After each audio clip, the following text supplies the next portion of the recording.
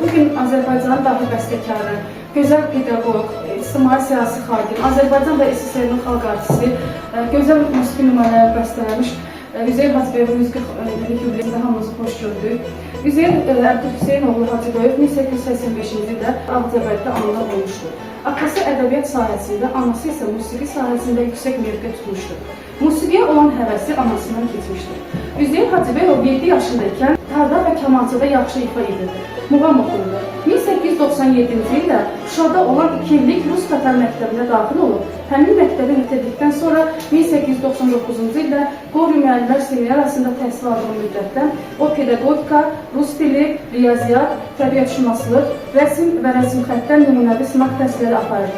1804-cü ildə seminariyanı bitirdikdən sonra Bakıya qayıdır və Hadrut kəndində müəllimlik fəaliyyətinə başlayır. İbtidai sinifdə dərs deməklə yanaşı o, şagirdlərdən ibarət folk kollektivi təşkil edir. Sonralar bəstəkar Bibi-Heyvətdə Səadət məktəbində Azərbaycan və rus dili, eləcə də nəğmə və hesabdan dərs deməklə məşğul olur. 1905-ci ildə Üzeyir Hacıbəyov Lənkəs ləqəbi ilə Həqiqət, İrşad, Tərəqqi qəzetində çıxışlar edir. Kiçik məqalə və felyetonlar vasitəsilə oradan-buradan başlığı altında vacib məsələləri oxucuların nəzərinə çatdırır. İndi isə burada sözü musiqiyə verək. Qaragöz ifa edir məktəbimizin müəllimi Əsmaya Altınsaydı.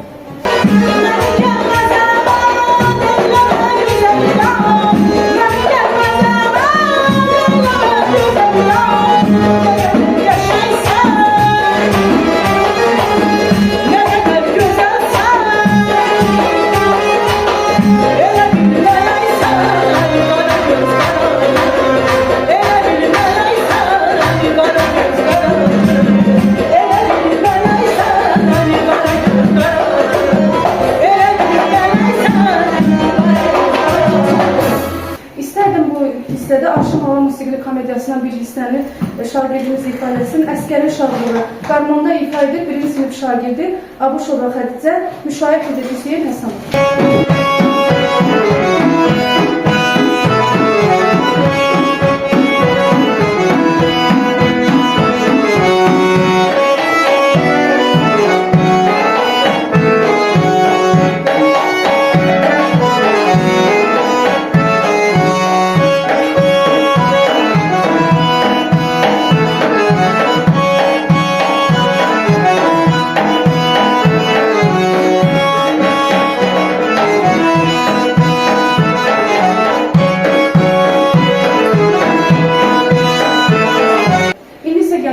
Marşını dinləyək. Tarda ifa edir Əli Allahverdiyev, konsermester Əsmət Cəmizadə.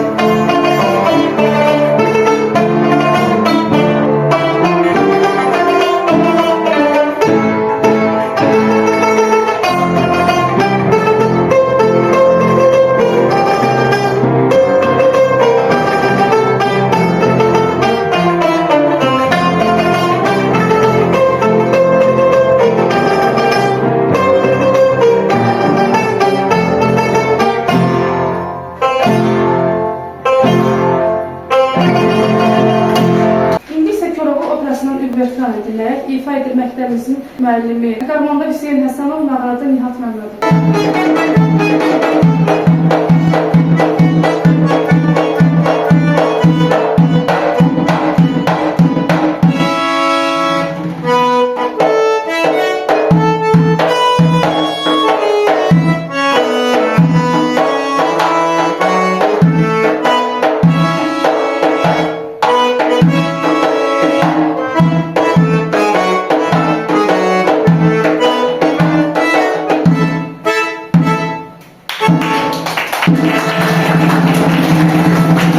Uzundərə rəqsi qarmonda ifa edir Pəhlivan Quliyev.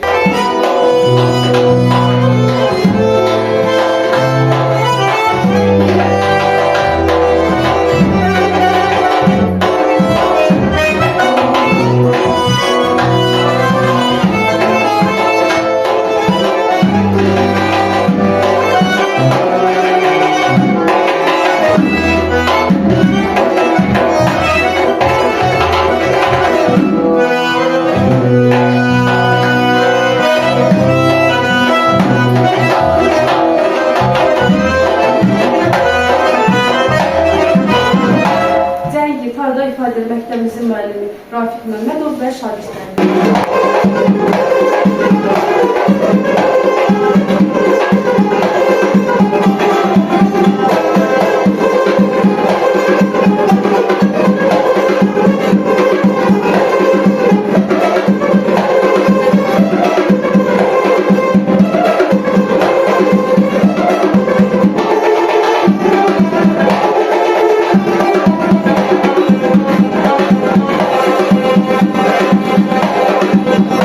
Yaxşı yol, qarmonda ifa edir birinci sinif şagirdi Əmrova Fatimə, müşayiət edir Əsmət Cəmizzadə.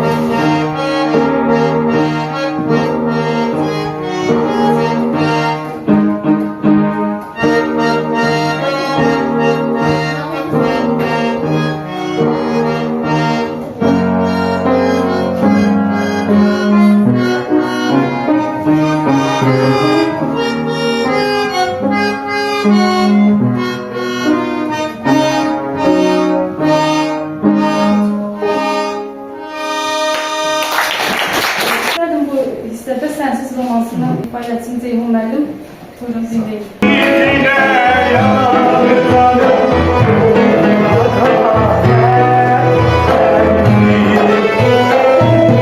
Yarım sensin, gülüm sensin, ah, yarım sensin, ah, gülüm sensin, ah, yarım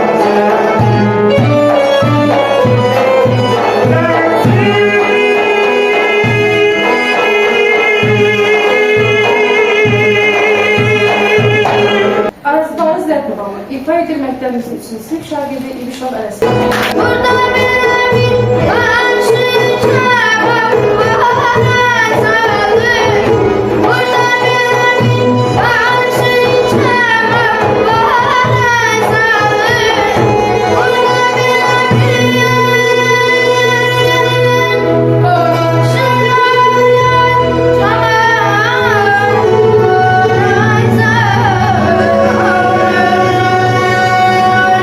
Bununla da tədbirimiz sona çatdı. Hər birinizə diqqətinizə görə təşəkkür ederim. Musiqiçilərin nəzər diqqətini ona cəlb edirəm ki, bu əsərdə Azərbaycan musiqisinin təhlil və tədqiqindən əmələ gələn yeni teoremalar meydana gəlir.